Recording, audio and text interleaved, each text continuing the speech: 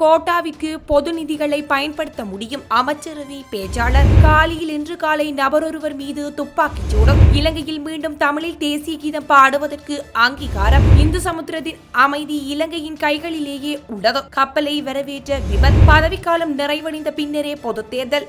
ரணிலின் தீர்மானம். அரசாங்கத்திற்கு தடையாக பாசில் ராஜபக்ஷவே உள்ளார். பங்காளி கட்சி குற்றச்சாட்டு. புலம்பெயர் தமிழர்கள் மீதான தடை நீக்கும் செயற்பாடு ஒரு ஏமாற்று நாடகமே. சக்திவேல் குற்றச்சாட்டு. தனது காதல் கதையை மாணவர்களுக்கு கற்பித்த ஆசிரியர். பாடசாலை மூடிய பெற்றோர்.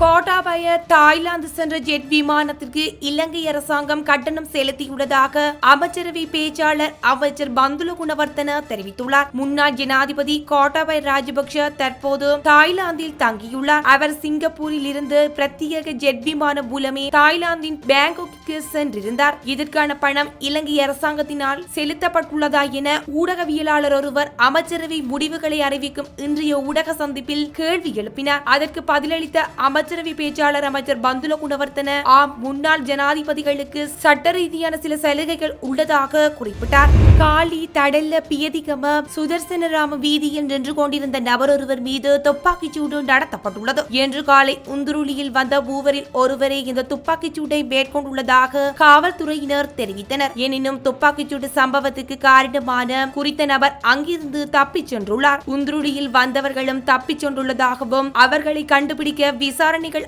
ஆரம்பிக்கப்பட்டுள்ளதாகவும் காலி காவல்துறையினர் தெரிவித்தனர். எவ்வாறாயினும் சம்பவத்தில் எவரும் காயமடையவில்லை என காவல்துறையினர் குறிப்பிட்டனர்.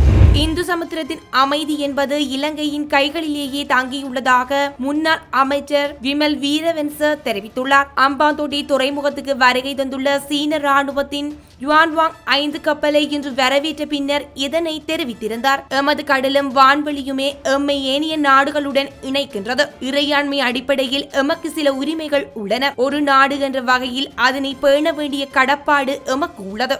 இந்து சமுத்திரத்தின் அமைதி நிலவ வேண்டும். யுத்த களமாகவோ எதிரிகளின் கூடாரமாகவோ மாறிவிடக் கூடாது என்பதே எமது எதிர்பார்ப்பு. நாம் பொருளாதார ரீதியில் பலமாகவோ பலவீனமாகவோ இருந்தாலும் அதனை நாம் பாதுகாக்க வேண்டும். சிலர் இதனை உளவு கப்பல் என்றனர். நாம் இதனை தொழில்நுட்ப கப்பல் என்கின்றோம். கப்பலுக்கு இலங்கை வர அனுமதி வழங்கப்பட வேண்டும் என்ற நிலைப்பாட்டில் எம்மில் சிலர் இருந்தோம். சீனா எம்முடன் நீண்ட காலமாக நட்புறவை கொண்டுள்ளது. நாம் பொருளாதார ரீதியில் விழுந்துள்ள சந்தர்ப்பங்களிலும் எமக்கு கை கொடுக்கும் நாடுகளில் சீனாவும் ஒன்றாகும். இலங்கை சீர்குலைந்தால் இந்து சமுத்திரத்தில் அமைதியின்மை ஏற்படும். திறத்தன்மை நிலை கொள்ளும். இந்த நிலைமை ஏற்படாமல் எம்மால் முன்னேறி செல்ல முடியும் என நாம் நம்புகின்றோம்.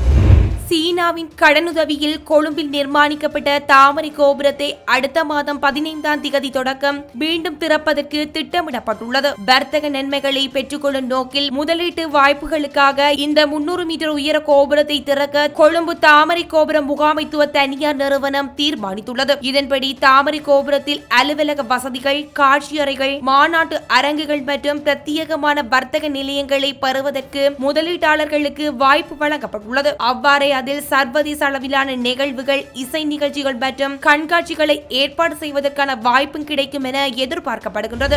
வெளிநாட்டு முதலீடுகளை எதிர்பார்த்து இலங்கை அரசாங்கம் புலம்பெயர் அமைப்புகள் மீதான தடையை நீக்கவில்லை என அமைச்சரவை பேச்சாளர் அமைச்சர் பந்துல குணவர்த்தன குறிப்பிடுகின்றார். இன்றைய அமைச்சரவை தீர்மானங்களை அறிவிக்கும் ஊடக சந்திப்பில் அவர் இதனை தெரிவித்துள்ளார். முதலீடுகளை பெற தடை நீக்கப்பட்டதாக கூறுவது சிலரின் தனிப்பட்ட கருத்தாக இருக்கலாம். 1968ஆம் ஆண்டின் 45ஆம் இலக்க ஐக்கிய நாடுகள் சட்ட விதிகளுக்கு அமைய பாதுகாப்பு அமைச்சினால் பயங்கரவாதம் மற்றும் பயங்கரவாதம் அல்லாத அமைப்புகள் மீதான தடை இல்லாத தடை நீக்கம் மேற்கொள்ளப்படுகின்றது. அதற்கமைய 6 புலம்பெயர் தமிழ் அமைப்புகளின் மீதான தடை நீக்கப்பட்டது. அண்மைய காலங்களில் குறித்த அமைப்புகளின் நடவடிக்கை தொடர்பாக தொடர்ச்சியான தீவிர கண்காணிப்பின் பின்னரே இந்த தடை நீக்கப்பட்டதாக பாதுகாப்பு அமைச்சு தெரிவிக்கின்றது. சர்வதேசம் ஏற்றுக்கொண்டுள்ள கொள்கைகளுக்கு அமையவே இந்த தடை நீக்கப்பட்டது.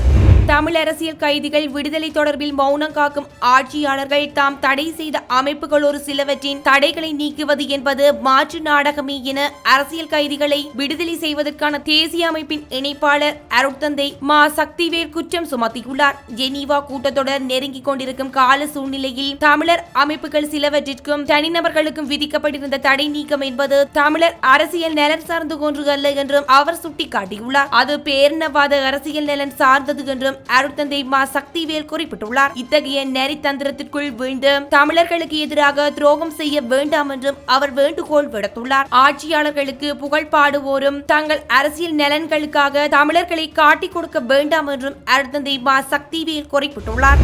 தேசிய பாதுகாப்புக்கு அச்சுறுத்தல் இருந்தமையால் தான் தடை பட்டியலில் புலம்பெயர் தமிழ் அமைப்புகளும் அடையாளம் காணப்பட்ட தனிநபர்களும் சேர்க்கப்பட்டதாக முன்னாள் ராணுவ தளபதியும் ஐக்கிய மக்கள் சக்தியின் நாடாளுமன்ற உறுப்பினருமான ஃபீல்ட் மார்ஷல் சரத் பொன்சேகா தெரிவித்துள்ளார். எனினும் தேசிய பாதுகாப்பு தொடர்பில் கவனம் செலுத்தாமல் சர்வதேசத்தை ஏமாற்றுவதற்காகவும் ஜெனீவா மாநாட்டை சமாளிக்கவுமே ஜனாதிபதி ரணில் விக்ரமசிங்க தடை நீக்கம் என்ற இந்த நாடகத்தை அரங்கேற்றியுள்ளார். அவரின் இந்த ஏமாற்று நாடகத்துக்கு சர்வதேசமும் பலியாக போகின்றது என அவர் எச்சரிக்கை விடுத்துள்ளார். புலம்பெயர் அமைப்புகள் மீதான தடை நீக்கம் தொடர்பில் ஊடகங்களிடம் கருத்து வெளியிடும் போதே அவர் இந்த விடயத்தை குறிப்பிட்டார். இலங்கையில் இடம்பெறுகின்ற தேசிய நிகழ்வுகளில் மீண்டும் தமிழில் தேசிய கீதம் பாடுவதற்கு அமைச்சரவை அங்கீகாரம் வழங்கியுள்ளது. ஜனாதிபதி ரணில் விக்ரமசிங்க தலைமையில் நேற்று இடம்பெற்ற வாராந்த அமைச்சரவை கூட்டத்தில் சுதந்திர தின ஏற்பாடுகள் தொடர்பாக பிரஸ்தாபிக்கப்பட்ட நிலையிலேயே இந்த விடயம் வலியுறுத்தப்பட்டது. மேலும் குறித்த கலந்துரையாடலில் நல்லாட்சி என்று சொல்லப்பட்ட அரசாங்கத்தின் காலத்தில் நல்லெண்ண வெளிப்பாடாக சுதந்திர தினத்தில் தேசிய கீதம் தமிழிலும் பாடப்பட்டமையை சுட்டிக்காட்டிய அமைச்சர் டக்ளஸ் தேவானந்தா எதிர்காலத்திலும் அந்த நடைமுறையை பின்பற்ற வேண்டும் என்று கேட்டுக்கொண்டார். கடற்தொழில் அமைச்சரின் வேண்டுகோள் அமைச்சரவையினால் ஏகமனதாக ஏற்றுக்கொள்ளப்பட்டது. இதேவேளை 2023 ஆண்டு நடைபெறவுள்ள 75வது தேசிய சுதந்திர தின விழாவை ஏற்பாடு செய்து நடத்துவதற்கு அமைச்சரவை உபகுழு ஒன்றும் நியமிக்கப்பட்டுள்ளது. பிரதமரினால் முன்வைக்கப்பட்ட யோசனைக்கு அமைச்சரவை அங்கீகாரம் வழங்கியுள்ளது.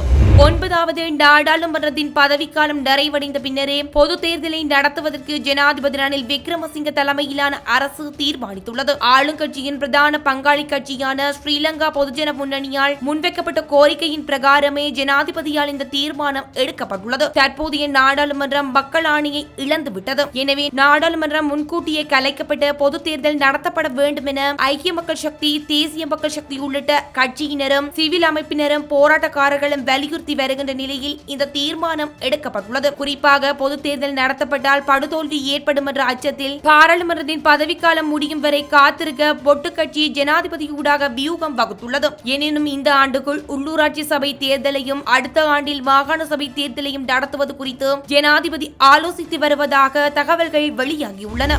சர்வகட்சி அரசாங்கத்தை ஸ்தாபிப்பதற்கு முன்னாள் அமைச்சர் ஃபெசில் ராஜபக்ஷ பாரிய தடைகளை ஏற்படுத்தியுள்ளதாக லங்கா சமசமாய கட்சியின் தலைவர் நாடாளுமன்ற உறுப்பினர் திஸ்ஸ விதாரணா தெரிவித்துள்ளார். ஜனாதிபதி ரணில் விக்ரமசிங்க தலைமையில் மக்களால் புறக்கணிக்கப்பட்ட பொதுஜன பெரமுன தலைமையிலான அரசாங்கத்தை முன்னெடுப்பதற்கு முயற்சிகள் முன்னெடுக்கப்படுவதாக திஸ்ஸ விதாரணா குற்றம் சுமத்தியுள்ளார். பதவியை தக்க வைத்துக் கொள்ள ஜனாதிபதி பொதுஜன பெரமுனவிற்கு ஏற்றாற்போல் செயற்படுவதாகவும் குறிப்பிட்டுள்ளார். சர்வகட்சி அரசாங்கத்தின் வியூகம் மற்றும் அதன் செயற்பாடு தொடர்பில் ஜனாதிபதி இதுவரை வெளிப்படைத்தன்மையுடன் பேச்சுவார்த்தையினை முன்னெடுக்கவில்லை என்றும் அவர் குற்றம் சுமத்தியுள்ளார். சர்வகட்சி அரசாங்கத்தை ஸ்தாபிப்பதற்கு முன்னாள் அமைச்சர் ஃபெசில் ராஜபக்ஷ பாரிய தடைகளை ஏற்படுத்தியுள்ளதாகவும் நாடாளுமன்றத்தில் இடம்பெற்ற ஜனாதிபதி தெரிவிக்கான வாக்கெடுப்பின் போது பலருக்கு வரப்பிரசாதங்கள் வழங்கப்பட்டுள்ளதுடன் பலர் அச்சுறுத்தப்பட்டுள்ளமை தற்போது வெளிப்படுத்தப்பட்டுள்ளதாக அவர் மேலும் தெரிவித்துள்ளார். ஜெனீவா கூட்டத்தொடரில் இலங்கை நெருக்கடிகளை எதிர்கொள்ளும் என ஐக்கிய மக்கள் சக்தியின் நாடாளுமன்ற உறுப்பினர் லக்ஷ்மண் கிரியல்ல தெரிவித்துள்ளார். பொதுஜன பெரமுன அரசாங்கம் ஆட்சியை கைப்பற்றிய பின்னர் ஐநாவில் இலங்கைக்கு எதிரான தீர்மானம் ஒன்று நிறைவேற்றப்பட்டது. இம்மாதம் ஐநா குழுவினர் நாட்டுக்கு வருகை தரவுள்ளதாக தெரிவிக்கப்பட்டுள்ளது. செப்டம்பரில் மனித உரிமைகள் கூட்டத்தொடர் இடம்பெறவுள்ளது. இதன்போது இலங்கைக்கு எவ்வாறான நிலைமைகள் ஏற்படும் என கூற முடியாது. இலங்கைக்கு மேலும் 2 ஆண்டுகள் கால அவகாசம் வழங்குவது குறித்து ஐநா அவதானம் செலுத்தியிருந்தது. ஆனால் இந்த அரசாங்கம் அவசரகால நிலையை பிரகடனப்படுத்தி அமைதியான ஆர்ப்பாட்டக்காரர்கள் மீதான தாக்குதல்களை மேற்கொண்டது. தொழிற்சங்க தலைவர்களை கைது செய்தது இவ்வாறான செயற்பாடுகளால் ஐநாவின் தீர்மானத்திலும் மாற்றம் ஏற்பட்டுள்ளது.